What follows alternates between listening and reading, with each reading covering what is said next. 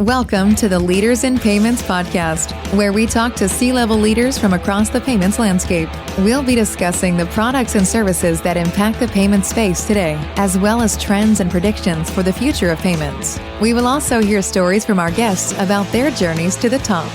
Hello, everyone, and welcome to the Leaders in Payments podcast. I'm your host, Greg Myers, and today's special guest is Peter Dougherty, the president of Spreedly. So, Peter, thank you so much for being here, and welcome to the show. Awesome. Thanks for having me, Greg. It's good to be here. So before we dive into your career in the company, can you give us a quick snapshot of your personal background, maybe where you grew up, where you call home today, a few things like that? Yeah. So from Montreal, grew up in Montreal in Canada. That's where I'm wearing my nice winter Christmas sweater at the moment. We actually just had our company Christmas. We did a Christmas team lunch, which was very nice. And so grew up in Montreal, always been in tech in Montreal. Spent most of, or the foundational part of my career at call it a card present payment startup called Lightspeed Commerce in the POS space for 12 years, growing that business from 8 million in revenue to 750 million in revenue through IPO, et cetera. And then a couple of years ago, found Spreedly. And I've been on that journey since. Okay. And prior to your first company, was that the first company or do you have other? Oh, yeah, that was my first real job. I was there for 12 years. I joined that business, 25 years old, salesperson. And I said, hey, let's make a bet. Let's do something fun and learn along the way. And I had the privilege of running all the various different go-to-market functions, doing M&A, running teams internationally. It's very rare that, you kind of get these unicorn companies that go all the way from 8 million to $1 billion. And I know there's some luck in it, but I was very lucky that was the very first company I ever worked for. Yeah. What was attractive about Spreedly? Why join Spreedly? Well, the problem that Spreedly solves was one of the things that I faced at my previous role. And so at its core, as businesses start to grow, they start to face this question of, hey, do I have problems in my payment stack that are big enough to warrant looking at having multiple vendors power that or solve that problem for me? And Spreedly starts to answer that question by saying, okay, if I want to have multiple fraud providers, multiple payments processors, multiple open banking providers, Spreedly will power that for you, especially as you get to the enterprise who are multi-region, multi-continent, multi-product, multi-business line. Spreedly sits in the middle and really helps you start to optimize your stack to get the best out of every single bit of your business. So if you had to give me the elevator pitch, what would that sound like? Spreedly is an open payments platform that allows merchants like HBO, Time Warner, BMW to grow their business and increase their time to market in new regions or new lines of business without having to make big bets on what are the components that go into their payment stack. Okay. Well, what would you say is the biggest challenge your company is solving for your customers right now? First, it's time to market, like I mentioned. When you have, and we'll just use an example, if you're a US business and you want to start selling to Mexico or to Canada or to Europe, and you want to start to think about, okay, how do I get into these markets? It often starts with, okay, well, what do I need to do to sell into Mexico or the UK? And that can involve compliance, regulatory, et cetera, but it also often involves fulfillment. How do I actually process payments and fulfill orders in that region? And you might have different regulatory regimes there. You might have different consumer behaviors. Debit is obviously much more used in continental Europe than it is here in North America. And when you start to think about how do I enter this new region, more often than not, most vendors that you see in your payment stack are really good at operating in a single region. Very few are good at operating in multiple regions. And so if you're going to make a bet by saying, oh, I'll make it up now, not to pick on them, but I'm going to use Barclaycard in the UK as my payments processor, you're going to have to make a bet that they're going to be the vendor versus my existing vendor being really good in the UK. Well, Spreedly will reduce that risk, that enterprise risk to go and adopt a new vendor. And maybe you're going to A/B test between two different vendors before you choose somebody for the long term. And I'm just using payments processing as an example. It can be your KYC vendor. It can be your open banking vendor. It can be your payments processor itself. There's a whole bunch of components that go into a payment stack. And we help you reduce the risk of making those decisions and frankly, make the decisions faster. So there's a buzzword out there, orchestration. Is that sort of what you're describing? Spreedly is the foundational brand or name in payments orchestration. We've been doing this now for 15, 16 years. I would say we do payments orchestration, but it is now only one of the things we do. That's why we refer to ourselves as an open payments platform. Payments orchestration is very card-centric. Hey, I'm going to send this transaction to PSP number 1 and this transaction to PSP 2. That's what we started in. We did that for 15 years. We've done that very effectively for our customers for 15 years, and we continue to do that. But tokenization and managing your token vault is very important, especially in the age of agentic commerce. And how do you actually feed PCI sensitive data to agents to act on your behalf? That's a whole other business line for us now. Fraud and fraud management through Spreedly Protect is another business line for us. And so payments orchestration is a single product, Spreedly Connect. That's where our company grew out of. But now we offer a suite of different products that fill out your payment stack beyond just payments orchestration. And that's the nuance between open payments and payments orchestration. Gotcha. Okay, that makes a lot of sense. So are most of your customers, would you say, mid-market and national in size? We definitely started, 15 years ago, startups working in the mid-market, maybe even a little bit in the SMB. But as time has gone by, not only have we matured as an organization, we see bigger and bigger brands trusting Spreedly with their transaction volume. Today, there's 60 billion of GMV going through the platform every year. So it's quite a bit. And so our brand is more trusted in the market. So we have the enterprise who use Spreedly now.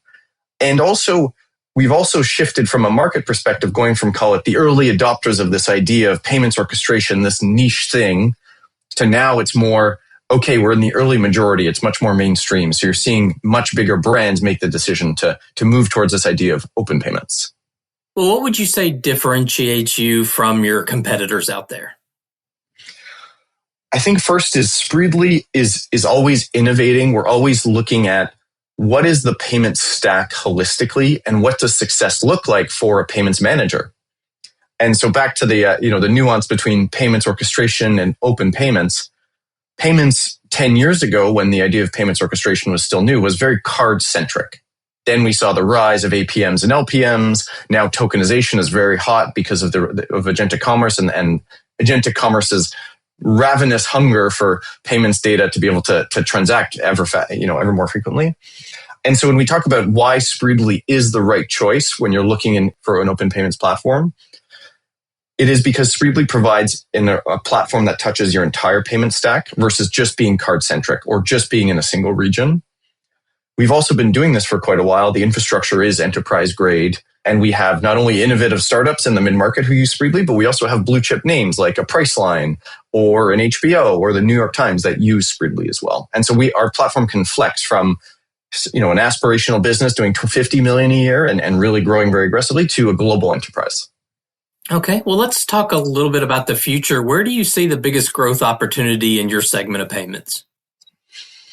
Not to be cliche, but agents is the way.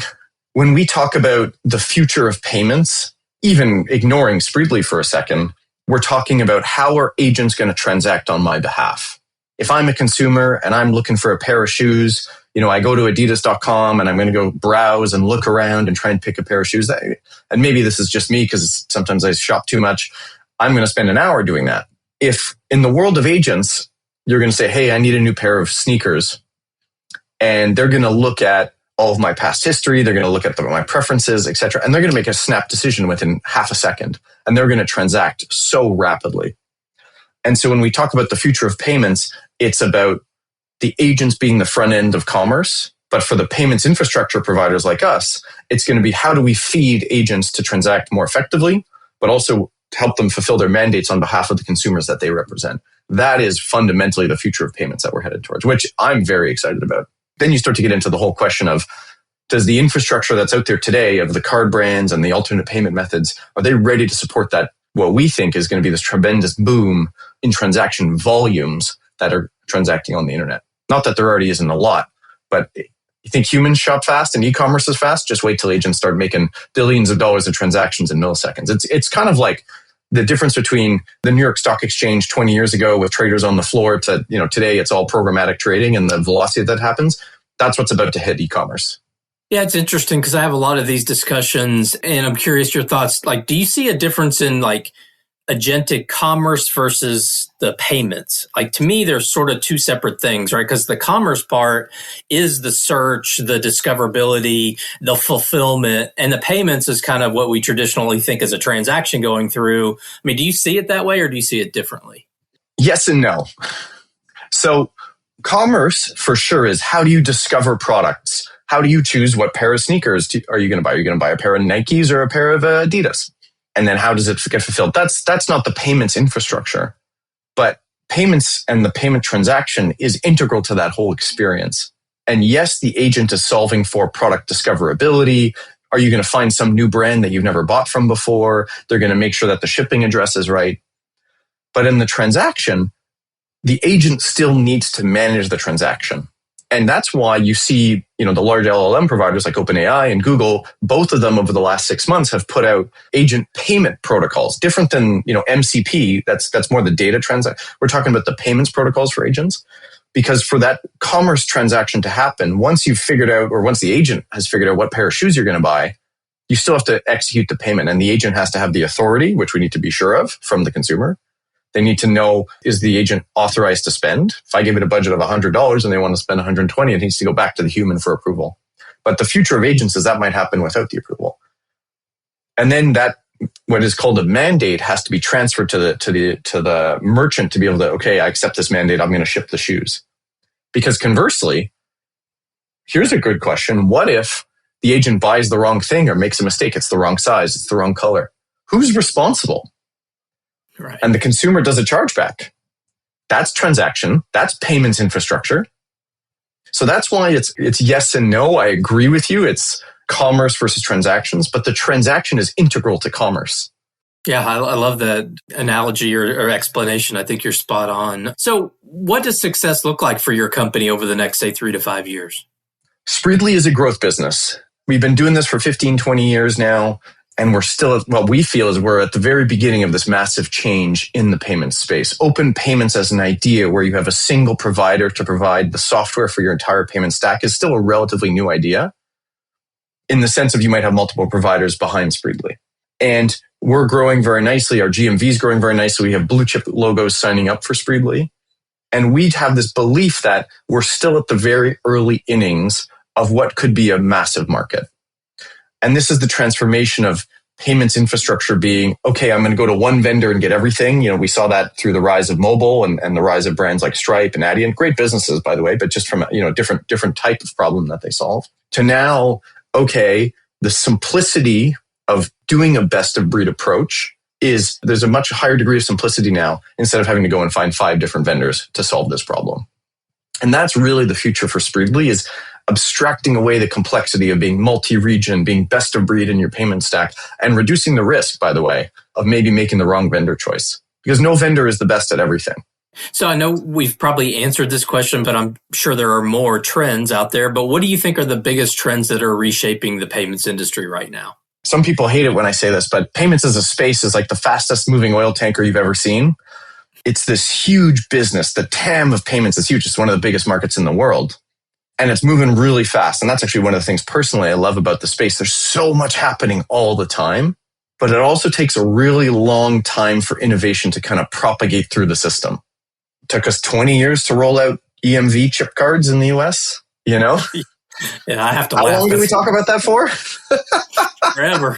But it's a great example of like a super innovative, great technology, but it takes forever to roll out. And so, there's this kind of view of like payments is super innovative, fast changing, which is true. There's always lots of headlines, but for it to actually make it out completely to the market, a new technology to make its way out to the market really does take quite a while. That's what I mean by it's the fastest moving oil tanker you've ever seen. When you're running a company like Spreedly that's an innovator in the space, you have to keep up with all the changes. We just talked about, the 2 new protocols from OpenAI and Google and all that.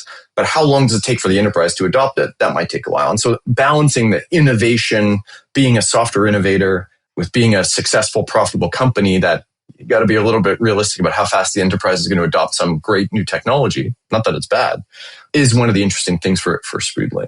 Great example. We just talked about agents and agents being the new front end of commerce. Merchants, e-commerce teams have spent lots of money building really powerful, optimized front ends. If you go to Macy's.com, that's an e-commerce engine for Macy's.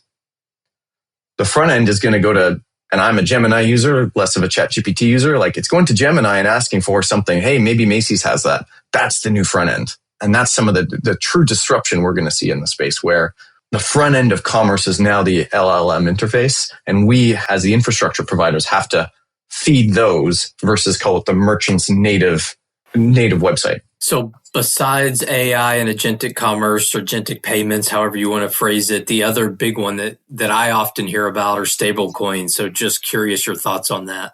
I think crypto is an amazing technology. But I also think it's a technology that has not reached wide adoption from a payments e-commerce transaction perspective. And again, it's from an engineering technology perspective, it is actually really, really cool stuff. But you don't really see a ton of adoption from the consumer market. The credit card is still king. Now, APMs and LPMs are actually growing massively, even here in the US. But crypto is a distant fifth or sixth or seventh. It's not even third or fourth. And so I think there's a lot of really exciting hype and there's a lot of great stuff that's happening in the space. Don't get me wrong. But it is one of those topics, and maybe it's going to be like EMV, where in 20 years, it's actually the number one, but it's going to take another 10, 15 years. I think that's the unfortunate truth for that technology.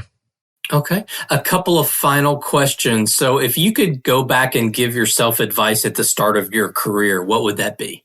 Great question. I would say it's believe in your convictions and stick with your convictions. When you're young and you're starting and you're learning, you're really just learning and you're in it to learn and try new things and do new things and fail and pick yourself up and try again. But sometimes you're right and you let somebody else lead you down the wrong road. And when you're young and you don't have a ton of experience, that's always the balance of like, when do I stick with what I think is right versus, hey, like I got my whole life ahead of me. I'm going to try something different. And if it fails, it fails, you know? And so that balance is something that as you get older and more experienced, you get better at, right? And so understanding that balance and having advice to myself, you know, Peter 15 years ago would definitely be something I would focus on. And I would say sometimes it's trust your gut. That's the other thing is as a leader, you often just kind of know something implicitly. You don't know why, but you do. And sometimes it's the right thing to just trust that intuition. Okay. I love that answer. So what's the one thing that payments leaders that are listening to this show today, what should they be thinking about right now? And I'll skip over agentic commerce because we've flogged that one. Okay. Because that is the number one. Also, as just somebody who loves innovation and technology, I think it's just so cool what's happening. But I would say don't get wrapped up too much in the hype and remember that it took 20 years to roll out EMV. And it's great innovation is really important. And I believe in software. If you're not innovating, you're dead, simply put. It's just a question of when. And in payments, it's the fastest moving oil tanker you ever saw. And sometimes change takes longer than you think. Okay. So anything that you want to leave the audience related to Spreedly, what would you want them to remember from this podcast about the company? Spreedly is always innovating. We are at the very beginning of this wave of mass adoption of this idea that best of breed is no longer complicated to implement. It's about abstracting away the complexity of operating in multiple regions across multiple, maybe business lines in the same region, maybe a medium risk and a low risk business. And all of these things now can be had from a single provider.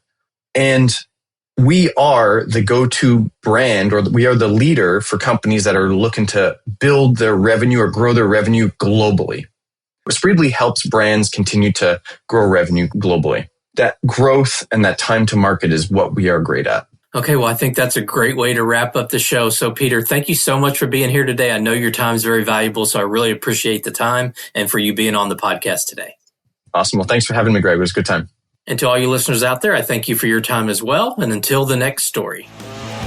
Thank you for joining us this week on the Leaders in Payments podcast. Make sure you visit our website at leadersinpayments.com, where you can subscribe to the show and where you'll find our show notes.